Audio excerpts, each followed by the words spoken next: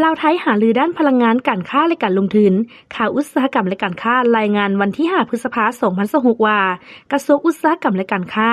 นำโดยท่านมลัยท้องกุมสิทธิ์รัฐมนตรีกระทรวงอุตสาหกรรมและการค้าแห่งสปป.ลาวพร้อมคณะได้เดินทางไปพบปะและปรึกษาหารือกับท่านอัครนัท พร้อมพันธ์รัฐมนตรีว่าการกระทรวงพลังงานแห่งราชอาณาจักรไทยการพบปะครั้งนี้2ฝ่ายได้ตีราคาสูงต่อบทบาทของแขนงพลังงานที่ประกอบส่วนสำคัญต่อการร่วมมือทางด้านเศรษฐกิจการค้าและการลงทุนลาวไทย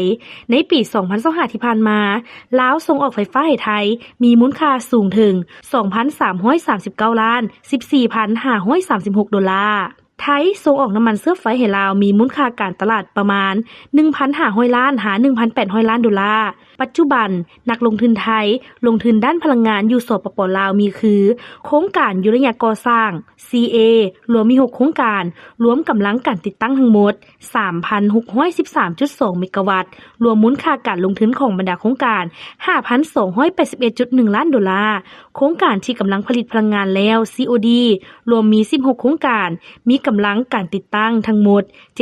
7,688.9 เมกะวัตต์รวมมูลค่าการลงทุนของบรรดาโครงการ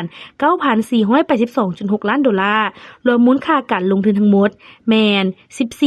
14,763.4 ล้านดอลลาร์ตอนท้ายท่านมลัยท้องกรมสิทธิ์ได้เชิญท่านอัครนัท พร้อมพันธ์พร้อมด้วยคณะมาเยี่ยมยามสปป.ลาวอย่างเป็นทางการเพื่อสืบต่อปรึกษาหารือลงลึกในรายละเอียดและยกระดับการร่วมมือด้านพลังงานของ2ประเทศให้ก้าวสู่มิติใหม่และนำเอาผลประโยชน์มาสู่ประชาชนทั้ง2ชาติให้นับมือนับหลายขึ้น